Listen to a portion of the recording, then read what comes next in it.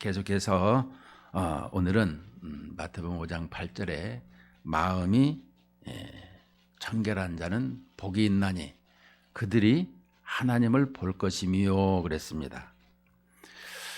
마음이 청결한 자, 오늘 예수님께서 이 산상수훈으로 말씀하십니다. 마음이 청결한다라는 것이 무슨 뜻일까요? 또 하나님을 본다라는 것이 무슨 말씀일까요? 우리는 이 마음이 청결한 자, 수양을 하고 뭐 화를 안 내고 그런 것인가요? 이것은 내적인 내 생각과 의지를 하나님께 향하고 하나님의 뜻에 초점을 맞추는 것이라 이렇게 생각이 됩니다. 마음이 청결한 자, 특별히 이 헬라 말로 이 카르디아 이렇게 말씀을 하고 있습니다. 이 단어는 마음이요 심령을 뜻하는 것인데 푸뉴마라는 말과도 유사한 의미가 있습니다.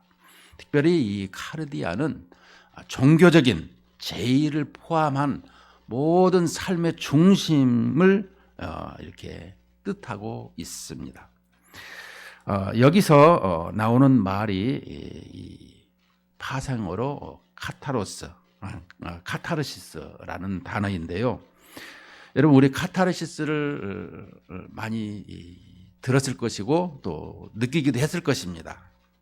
이것은 무엇이냐라고 하면 카타르시스는 우리 마음이 답답할 때에 마음이 확 씻겨 나가는 이런 것을 사용하는 단어입니다. 이 단어를 우리는 생각할 때마다 스트레스가 막 확 풀렸다라고 얘기하는데 이 단어를 마음이 청결한 자라라고 하는 것을 이 세리 마태가 이 단어를 채용을 해서 썼더라는 것입니다. 마음이 청결한 것을 이렇게 확 씻겨 나가는 이 파생어를 보면서 우리는 언제 어느 경우에 이런 것이 있겠는가? 특별히 이 카타로스라는 단어를 쓰게 된 것을 보게 되면 마음이 청결한 상태다라는 것을 우리에게 다시금 설명해 주고 있습니다. 우리는 마음이 청결하기를 원하지요. 그런데 우리의 청결함의 반대말이 뭘까? 에레미야 17장 9절에 보면 에레미야가 이렇게 말씀했어요. 만물보다 거짓되고 심히 부패한 것은 마음이라. 누가 능히 이를 알리오마는 했습니다. 우리의 마음을 이렇게 가장 표현하고 있는데 우리의 마음이 항상 만물보다 거짓되고 심히 부패하더라라고 설명해 주고 있습니다.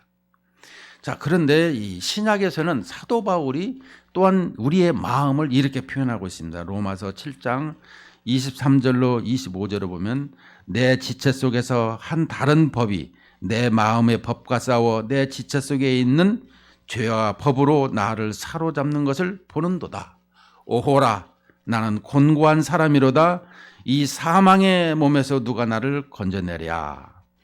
우리 주 예수 그리스도로 말미암아 하나님께 감사하리로다. 그런즉 내 자신이 마음으로는 하나님의 법을 육신으로는 죄의 법을 섬기노라. 이처럼 우리의 두 마음이 있는 것을 가르쳐 주고 있습니다. 오늘 이 마음에 대해서 또 청결함에 대해서 다시금 우리는 한번 예수님 시대에 오늘 본문에서 말씀하고자 하는 것을 한번 살펴볼 필요가 있습니다. 예수님께서는 이 바리새인들과 서기관들에게 늘 논쟁거리가 하나 있는데 그게 뭐냐면 손 씻고 먹는 거에 대해서 말이 참 많았습니다. 마태복음 15장 2절에 보면 당신의 제자들이 어찌하여 장로들의 전통을 범하나이까 떡 먹을 때에 손을 씻지 아니하나이다. 이 우리에게서 청결함에 대해서 왜 그렇게 더러운 것으로 가지고 그냥 드십니까? 우리는 깨끗이 씻는 거 좋죠. 그런데 예수님께서 이런 말씀을 하십니다. 이 너희들이 겉으로 있어서 씻는 것, 그러나 그 씻는 속뜻은 무엇인지를 알기를 원하고 있는데, 속뜻은 아니고 그대 겉에서만 가지고 있는 이 불결하고 더러운 것을 얘기하고 있다는 것입니다. 여기에 대해서 예수님께서 마태복음 15장 19절 20절에서 이렇게 말씀합니다. 마음에서 나오는 것은 악한 생각과 살인과 간음과 음란과 도둑질과 거짓 증언과 비방이니 이런 것들이 사람을 더럽게 하는 것이요 씻지 않는 손으로 먹는 것은 사람을 더럽게 하지 못하느니라. 예수님께서 이렇게 말씀했어요. 우리는 늘상 이 건강을 위해서 씻어야 된다. 예, 맞습니다. 씻어야죠. 냄새도 안 나려면 목욕도 자주 해야 되고 머리도 자주 감아야 되고. 물론 그러나 우리의 속 마음에 깨끗하느냐, 우리 주님은 이걸 보고 있더라는 것입니다. 여기에 대해 예수님이 늘 바리새인과 서기관들과 논쟁하는 것을 이렇게 보고 있는데요. 우리는 항상 그 안을 깨끗하게 해야 된다라는 것입니다. 마태복음 23장 25절로 28절에 보면 화 있을진저 외식하는 서기관들과 바리새인들이여 잔과 대접의 겉은 깨끗이 하되 그 안에는 탐욕과 방탕으로 가득하게 하는도다. 눈먼 바리새인이여 너는 먼저 안을 깨끗이 하라. 그리하면 겉도 깨끗하리라. 화 있을진저 외식하는 서기관들과 바리새인들이여 회칠한 무덤 같으니 겉으로는 아름답게 보이나 그 안에는 죽은 사람의 뼈와 모든 더러운 것이 가득하도다. 이와 같이 너희도 겉으로는 사람에게 옳게 보이되 안으로는 외식과 불법이 가득하도다. 우리는 예수님께서 말씀하시는 내용을 꼼꼼히 헤아려 보면 청결을 이렇게 한 마음을 가지라고 설명해 주고 있습니다. 우리는 청결하다라는 말을 생각할 때마다 반대말이 불결이다 이렇게 생각할 수 있으나 성경에서는 이 청결의 반대말을 두 마음이다 이렇게 표현한 것을 볼 수가 있습니다. 항상 이 우리의 마음이 하나가 되지 못하고 있는 두 마음, 특별히 예수님께서 오늘 본문 속에서 하시고 싶은 말씀인 것입니다. 야고보서 4장 7절과 8절을 보았으면 좋겠습니다. 야고보서 4장 7절 8절에 보면 그런즉 너희는 하나님께 복종할지어다. 마귀를 대적하라. 그리하면 너희를 피하리라. 하나님을 가까이 하라. 그리하면 너희를 가까이 하시리라. 죄인들아 손을 깨끗이 하라. 두 마음을 품은 자들아 마음을 성결하게 하라. 두 마음을 품은 자들아 마음을 성결하게 하라. 이 성결은 청결하고도 같은 말씀인데요. 우리가 여기서 보면 이 마음을 청결하게 하라라는 것을 항상 우리는 두 마음이 있더라. 사도 바울의 고백처럼 육신의 생각과 육신의 법과 성령의 법을 가지고 이렇게 살아가고 있더라. 이것을 말씀하고 있습니다. 여기에 대해 한 마음으로 우리가 쉽게 알 수 있는 예가 있습니다. 마태복음 14장 25절로 32절에 보면 밤 사경에 예수께서 바다 위로 걸어서 제자들에게 오시니 제자들이 그가 바다 위로 걸어오심을 보고 놀라 유령이라 하며 무서워하여 소리 지르거늘 예수께서 즉시 이르시되 안심하라 나니 두려워하지 말라. 베드로가 대답하여 이르되 주여 만일 주님이시거든 나를 명하사 물 위로 오라 하소서 하니 오라 하시니 베드로가 배에서 내려 물 위로 걸어서 예수께로 가되 바람을 보고 무서워 빠져가는지라 소리질러 이르되 주여 나를 구원하소서 하니 예수께서 즉시 손을 내밀어 그를 붙잡으시며 이르시되 믿음이 작은 자여 왜 의심하였느냐 하시고 배에 함께 오름에 바람이 그치는지라. 아멘. 자, 여기서 보면 한 마음이 뭐예요? 우리는 베드로가 한 마음을 표현해 주고 있습니다.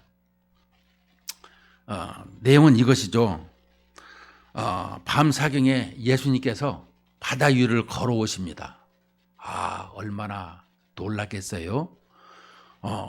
그래서 유령인가 해서 이 놀라고 있을 때 예수님께서 나다 라고 이렇게 말씀하시니까, 그러면 이 소리 지르는데, 문제는 베드로가 예수님 앞에 이런 말을 합니다.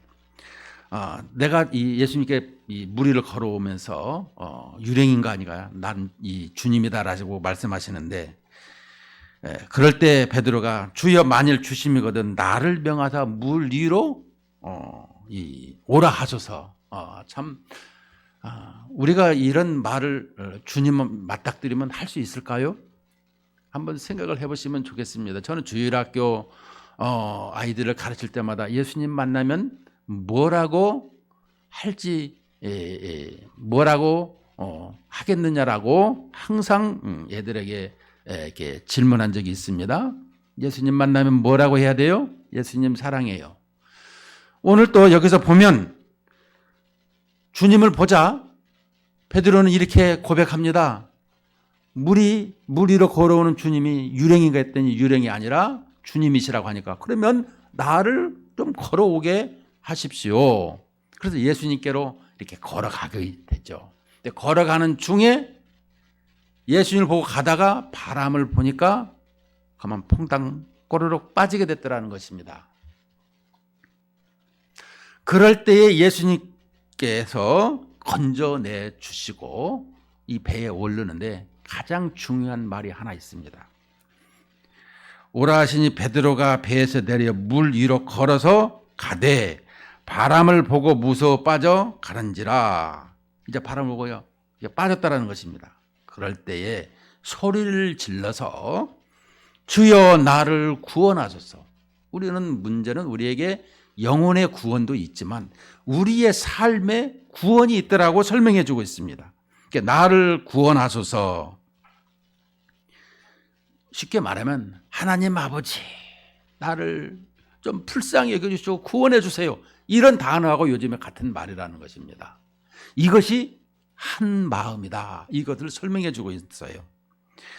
그때에 예수님께서 즉시 손을 내밀어 그를 붙잡으시고 배에 함께 오르매, 그러니까 물속에서 다시금 또 걷게 되죠. 그러니까 베드로는 2번 걸은 거예요. 가다가 빠졌다가 다시금 주님과 함께 걷는 것을 봤을 때, 주님과 함께라면 항상 이런 놀라운 능력도 있게 되는 것을 보게 됩니다. 문제는 우리에게 이런 비수 같은 이런 고백, 주여 나를 구원하소서, 이런 고백인 것입니다. 그러므로 우리에게 청결하다라는 것은 말이 무엇이겠습니까? 나누이지 않는 말이다. 우리는 항상 이 청결하지 못한 사람들을 많이 만나죠. 다시금 볼 때 청결하지 못한 사람은 어떤 사람인가? 누구를 찾아다니면서 도움을 받을까? 하나님께 전폭적으로 의지하지 못하는 이런 두 마음을 설명하고 있습니다. 요즘으로 말하면 돈이 될 수 있고 권력이 될 수 있고 부귀영화가 될 수 있고 모든 것이 주님 앞에 있음에도 불구하고 주님 외에 다른 것을 생각할 때가 참 많이 있더라는 것입니다. 우리는 하나님만을 항상 고백할 수 있어야 되는 것입니다. 시편 121편 121편 1, 2절에 보면 내가 산을 향하여 눈을 들리라 나의 도움이 어디서 올꼬 천지를 지으신 여호와에게서로다, 이렇게 고백하고 있습니다. 그 120편을 보면은 그가 이 바벨론으로 이렇게 끌려갈 적에 그가 나의 도움이 어디서 올 것인가, 이런 고백을 하고 있는 것을 봅니다. 우리의 신앙생활, 오늘 예수님께서 이렇게 산에 올라서 하나님의 말씀을 이렇게 증거하는데, 이 말씀은 바로 우리가 하나님의 나라의 윤리라고도 하고 법이라고도, 헌장이라고도 합니다. 우리는 시내산에서 모세의 10계명을 받았지만 신약에서는 이 팔복의 말씀을 이렇게 마태는 강조하고 있는 것입니다. 하나님의 나라의 헌장이라고. 헌장이 뭐예요? 법이라는 거예요. 하나님의 나라의 자녀요 백성들은 이렇게 살아야 된다라고 가르쳐 주는 것입니다. 그러므로 오늘 또 야고보서 기자는 야고보 4장 8절에서 하나님을 가까이 하라, 그리하면 너희를 가까이 하시리라. 그러므로 우리는 마음을 항상 하나로 가져야 된다. 그 다음에 그러면 하나님을 보는 조건으로 이 마음이 청결한 자라 했습니다. 마음이 청결한 자는 복이 있나니 그들이 하나님을 볼 것이며, 그러니까 하나님을 보는 조건은 마음이 청결한 자라, 이 얘기 아닙니까? 자, 우리에게 있어서 마음이 청결한 자, 하나님을 보는 조건이 뭘까요? 이것은 시편 24편의 말씀에서 우리에게 잘 가르쳐주고 있습니다. 시편 24편은 다윗의 시입니다. 우리가 잘 아는 시편 23편도 다윗의 시인데요. 그 23편 때문에 24편이 조금 빛이 가린 것을 볼 수 있으나, 시편 24편의 1절에서 6절 말씀을 보면, 땅과 거기에 충만한 것과 세계와 그 가운데 사는 자들은 다 여호와의 것이로다. 여호와께서 그 터를 바다 위에 세우시며 강들 위에 건설하셨도다. 여호와의 산에 오를 자가 누구며, 여호와의 산에 오를 자가 누구며, 그의 거룩한 곳에 설 자가 누구인가? 그의 거룩한 곳에 설 자가 누구인가? 곧 손이 깨끗하며 마음이 청결하며 뜻을 허탄한 데 두지 아니하며 거짓 맹세하지 아니하는 자로다. 그는 여호와께 복을 받고 구원의 하나님께 의를 얻으리니 이는 여호와를 찾는 족속이요 야곱의 하나님의 얼굴을 구하는 자로다. 오늘 여기에서 이 24편은 이 여호와의 산에 오를 자가 누구냐라고 하는데, 문제는 여기에서 이 5절 말씀을 보면 그는 여호와께 복을 받고 구원의 하나님께 의를 얻으리니, 의인은 없나니 하나도 없다고 하였습니다. 그런데 여기서 의를 얻더라. 우리는 의를 얻는 것이 내가 잘해서 의를 얻는 것이 아니라, 의는 외부로부터 주어지는 것인데 바로 예수 그리스도를 통해서 예수님의 십자가를 통한 우리의 죄를 대신해서 죽으심을 통한, 그리고 부활하심으로 말미암아 우리에게 그 의가 전가되는 의를 우리에게 얻게 되는 것을 설명해 주고 있는 것입니다. 그러니까 예수 그리스도로 말미암아 주어지는 것을 다시금 우리에게 설명해 주고 있는데요. 오늘 여기에서 산에 올라 얼굴을 보는 자가 누구냐라고 지금 시인은 말하고 있습니다. 여기에 대해서 이 신약의 이 히브리서 기자는 이렇게 설명하고 있습니다. 히브리서 10장 19절에서 22절에 대단히 중요한 말씀인데요. 여러분이 함께 보았으면 좋겠습니다. 히브리서 10장 19절로 22절로 보면, 그러므로 형제들아 우리가 예수의 피를 힘입어 성소에 들어갈 담력을 얻었나니 그 길은 우리를 위하여 휘장 가운데로 열어놓으신 새로운 살 길이요 휘장은 곧 그의 육체니라. 또 하나님의 집 다스리는 큰 제사장이 계심에 우리가 마음의 뿌림을 받아 악한 양심으로부터 벗어나고 몸은 맑은 물로 씻음을 받았으니 참 마음과 온전한 믿음으로 하나님께 나아가자.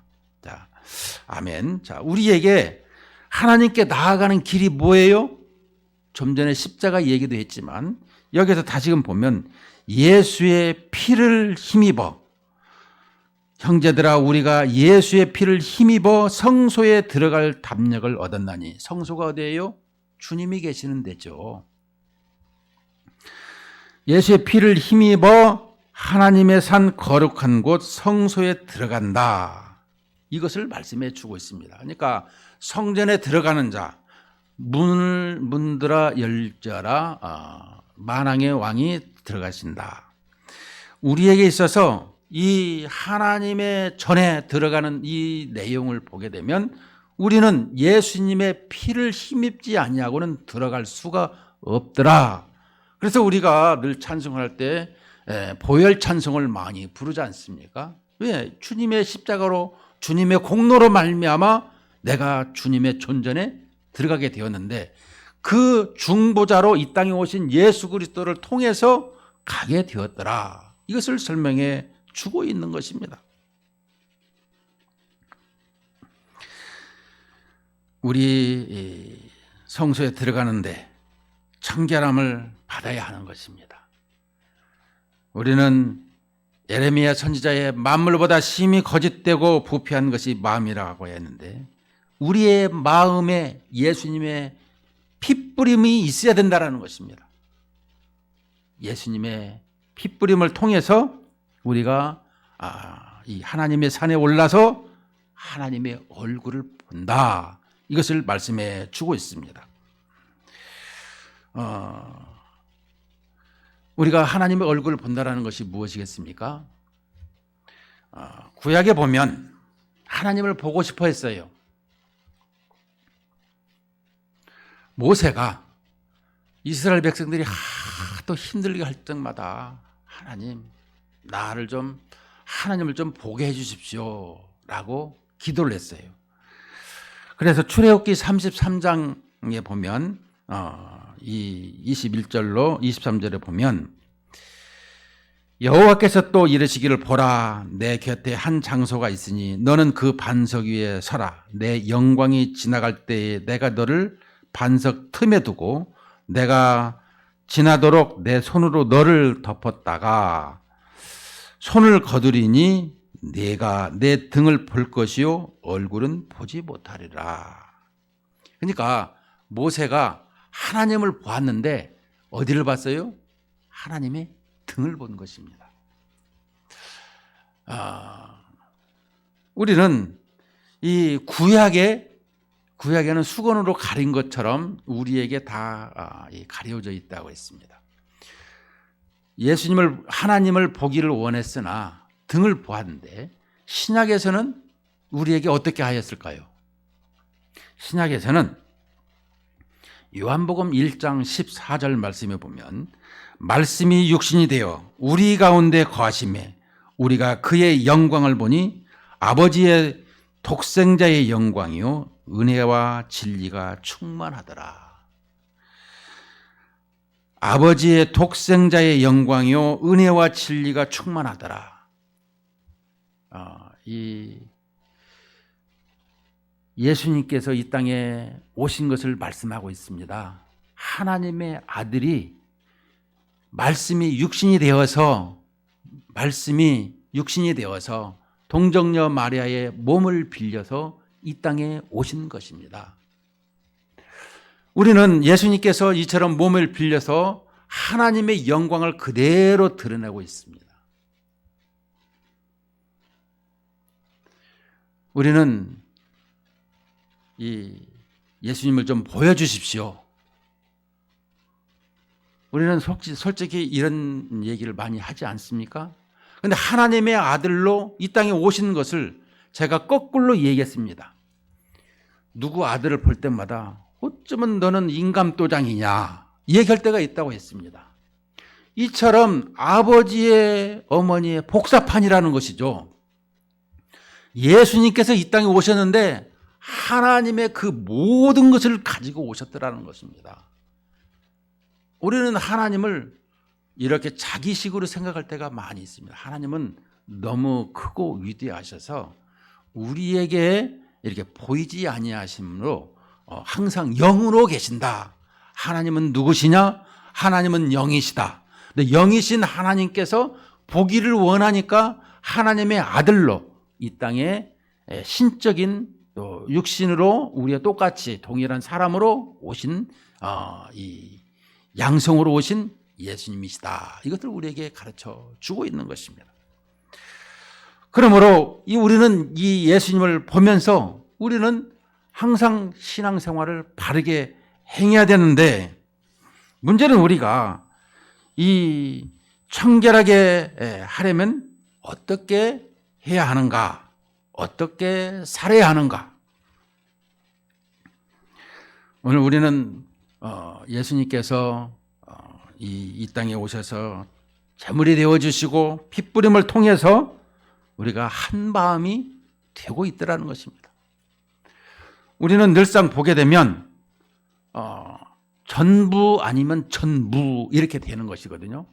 100% 아니면 0%인데 하나님께는 90%, 이웃에게는 10% 이렇게 나누어 줄 때가 많이 있다는 것입니다. 그렇게 되면 안 되는 것입니다. 우리는 항상 이 히브리서 10장 22절 말씀에 다시금 생각해 보면서 우리가 마음의 핏부림을 받아 악한 양심으로부터 벗어나고 몸은 맑은 물로 씻음을 받았으니 참 마음과 온전한 믿음으로 하나님께 나아가자. 여기서 참 마음과 온전한 믿음이 뭘까요? 이미 우리는 믿게 되었고 이미 천성에 이르기까지 그 손이 깨끗해야 한다. 이것을 말씀하고 있습니다. 여러분, 이 손이라고 하는 것, 시편 24편에 보면 곧 손이 깨끗하며 마음이 청결하며 뜻을 허탄한 데 두지 아니하며 거짓 맹세하지 아니하는 자로다. 이 손을 설명하고 있는데, 손이라는 개념을 보면 우리의 삶의 행위에 이런 아주 밀접한 우리의 모든 것이 손으로 행하잖아요. 그래서 이것을 이 손에 대한 것을 지금 설명해 주고 있습니다. 손이라는 말의 의미가 우리의 삶에 있어서 가장 밀접하게 행동하는 기능을 가지고 있더라. 다시 말씀드리면 이 손을 통해서 청결하게 행할 수 있더라. 이것을 설명할 수 있는 것입니다. 우리의 행동을 손을 이렇게 표현하고 있는 것입니다. 그것을 이사야서 1장 15절, 16절, 17절에서 이렇게 말씀해 주고 있습니다. 너희가 손을 펼 때에 내 눈을 너희에게서 가리고 너희가 많이 기도할지라도 내가 듣지 아니하리니 이는 너희의 손에 피가 가득함이라. 이는 너희의 손에 피가 가득함이라. 너희는 스스로 씻으며 스스로 깨끗하게 하여 그 목전에서 너희 악한 행실을 버리며 행악을 그치고 선행을 배우며 정의를 구하며 학대받는 자를 도와주며 고아를 위하여 신원하며 과부를 위하여 변호하라 하셨느니라. 아멘. 자, 우리에게 있어서 이 청결하게 살아가라고 말씀하고 있습니다. 청결하게 살아가라고. 청결한 자는 조건으로 하나님을 본다고 했습니다. 자, 우리는 이미 예수님을 믿고 우리가 하나님의 존전에서 생활할 뿐만 아니라 이미 예수 믿는 자들은 우리 안에 성령 하나님께서 함께 하고 계시는 거예요. 우리에게 아버지와 자녀로, 부부간에 신랑과 신부로 우리와 더불어서 먹고 마시면서 요한계시록 3장 10절에 보면 똑똑 노크를 하잖아요. 항상 함께 하는 것을 설명해 주고 있습니다. 자, 그런데 우리가 이처럼 주님과 함께 살면서도 우리의 손에 피가 가득하더라라는 것입니다. 우리는 예배 드릴 때 이 제의 때에는 100%를 하나님 앞에 드리고 있습니다만 여기를 떠나게 되게 되면 예배 드리는 이 장소를 떠나게 되면 우리의 행함에 죄가 있더라. 손에 이게 피가 가득하더라. 이것을 설명해 주고 있습니다.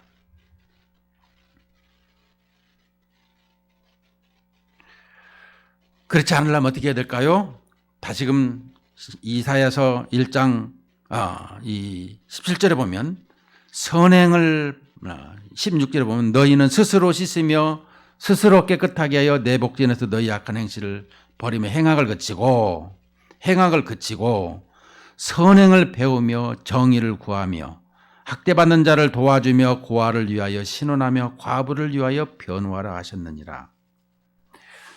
우리는 이렇게 신앙생활 하면서 이제 내가 하나님을 알고 하나님의 백성이 되었고 하나님의 자녀로서 어떻게 살아야 되는가를 가르치는 입장이 되어 있어요, 현재는.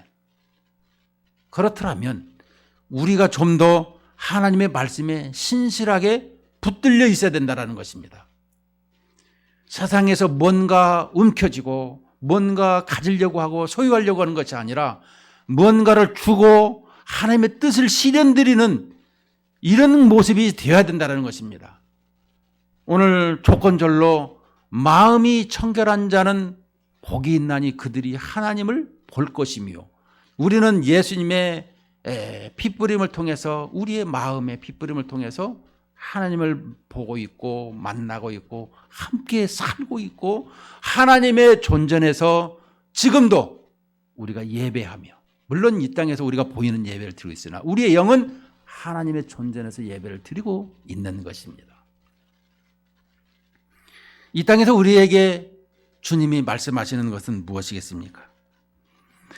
그분의 영광이 되고 그분의 기쁨이 되고 그분의 자랑이 되어야 되는 것입니다. 항상 한 마음을 가지고 늘 이 내 삶이 청결한 삶을 이렇게 본질적으로 나아갈 수 있어야 되는 것입니다. 이 자리를 벗어나서도 언제나 하나님과 함께하는 이런 이 삶 속에서 그분의 뜻이 무엇이냐, 오늘 여기다 보면 정의를 구하며 학대받는 자를 도와주며 고아를 위하여 신원하며 과부를 위하여 변호하는, 우리 주님께서는 가장 낮은 자리에서 이 땅에 오셔서 가장 낮은 사람을 이렇게 사랑하셨던 것을 볼 수 있습니다. 우리가 세리와 죄인들이 주님을 더 잘 믿는 것을 보죠. 우리의 힘든 사람들을 위해서 우리가 이런 삶을 살아야 되는 것입니다. 물론 부자도 있죠. 물론 우리가 이 부자도 다 이 니고데모라든가 또 내지는 이 부자 관원에 의해서 예수님이 이 무덤에 안치되는 것을 볼 수 있지요. 자, 그렇더라면 결론적으로 우리는 한 마음으로 이 지금 예수님과 살고 있습니다. 오늘 예수님과 한 마음으로 살고 있으니까 여기 온 거 아니겠습니까? 우리가 여기서 떠났을 적에 우리는 어떤 삶을 살아야 될 것인가? 주님의 뜻을 쫓아 말씀을 따라서 항상 그분의 영광된 삶을 살아가는 것입니다. 그분의 영광이 뭐예요? 우리가 그분의 영광이요, 그분이 우리의 영광이라고 이 빌립보서는 우리에게 설명해 줄 때가 많이 있는데요. 항상 하나 되는 이 신비감을 통해서, 일치감을 통해서 하나님의 영광이 드러내주는 이런 우리의 신앙생활이 되어지면서 항상 복음의 열매요 성령의 열매가 주렁주렁 맺는 이런 우리의 신앙생활이 되시기를 주의 이름으로 축원을 드립니다.